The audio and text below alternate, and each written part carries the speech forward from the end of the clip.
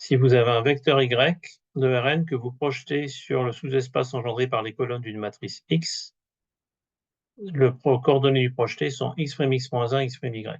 Donc nous, c'est ce qu'on cherche à faire. On va projeter notre variable x sur la première bisectrice de Rn. Donc on va remplacer le y par x, puisque c'est x que l'on projette. Et on projette non pas sur les colonnes de la matrice X, mais sur C. Donc ça nous donne C'C-1, C'X. C'C-1, on va voir dans la page d'après que c'est 1 sur n. C'X, c'est somme des xi, ça fait 1 sur n, somme des xi, c'est x bar. Donc c'est QFD. Pourquoi? C'C, c'est le vecteur de 1 en ligne fois le vecteur de 1 en colonne. Ça fait 1 fois 1 au carré, plus 1 fois 1 au carré, plus 1 fois 1 au carré n fois. 1 au carré, ça fait 1, n fois 1, ça fait n. Donc le C'C-1, c'est en fait un scalaire, et n puissance moins 1, c'est 1 sur n. Comme on avait déjà vu que C'X, c'était la somme des xi, on a bien que le projeté orthogonal de x sur la première bisectrice, c'est la moyenne. Alors, deux remarques. X bar, c'est un scalaire. Donc si on est dans Rn, en fait ici on est dans R. En fait on est dans le repère de la première bisectrice. Si on veut se ramener dans Rn, il faut prémultiplier par C. Donc ça vous donne C fois X bar. Donc vous allez avoir un vecteur qui est le vecteur de 1 fois la moyenne de x. Et donc vous avez un vecteur qui contient que les moyennes de x. On va regarder ça sur des exemples graphiques.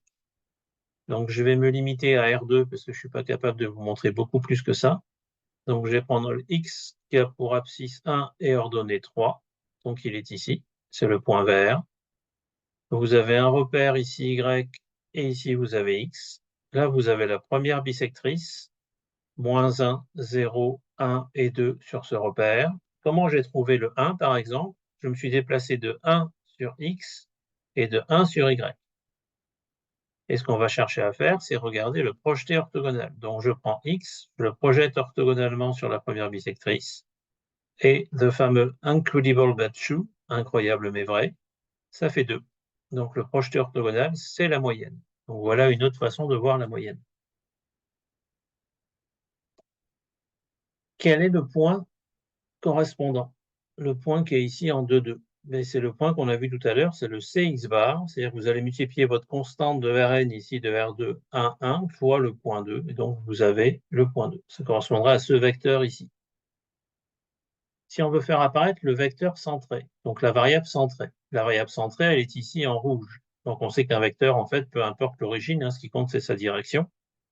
Donc là, je vais vous le mettre directement ici, puis après, on va faire l'analyse sur ce qui se passe en haut à droite. Donc ici, vous avez quoi?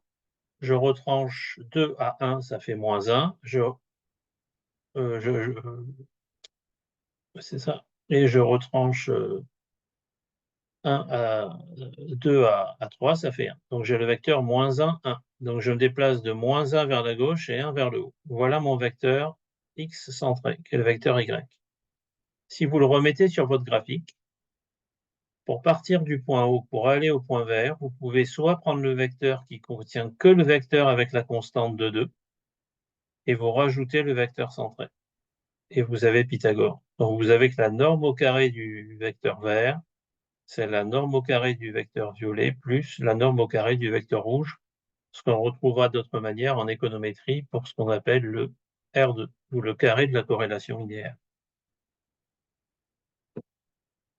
Alors, comment on pourrait voir ça, cette projection, avec Excel?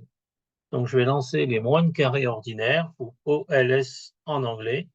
Je vais régresser, c'est le terme qu'on a en économétrie, la variable surface sur une constante qui contient un vecteur de 1. Donc ici, je vais zoomer un petit peu. J'ai la surface, qui contient mes xi, j'ai ma constante ci avec que des vecteurs de 1, et je vais demander à Excel l'estimation. Alors tous les logiciels le font, Donc là, je régresse que sur une constante.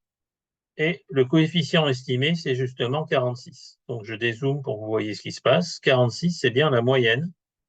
Donc c'est la somme des xi divisé par 10.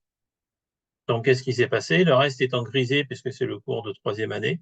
Ça nous importe peu ici. C'est lié aux probabilités, à l'échantillonnage et aux résultats théoriques qui ne sont pas du tout liées aux vidéos qu'on est en train de regarder. Par contre, ici, vous voyez bien qu'on a la constante qui correspond en gros à la meilleure estimation de la surface. Et là, vous avez ce qu'on appelle les résidus, que vous verrez éventuellement en troisième année, que vous avez déjà vu, qui sont les écarts entre la valeur observée et la superficie et la valeur donnée par le modèle. Alors évidemment, ici, le modèle n'est absolument pas informatif, puisque la meilleure superficie que vous pouvez avoir si vous avez un nouvel appart au hasard, c'est la superficie moyenne que vous avez déjà observée.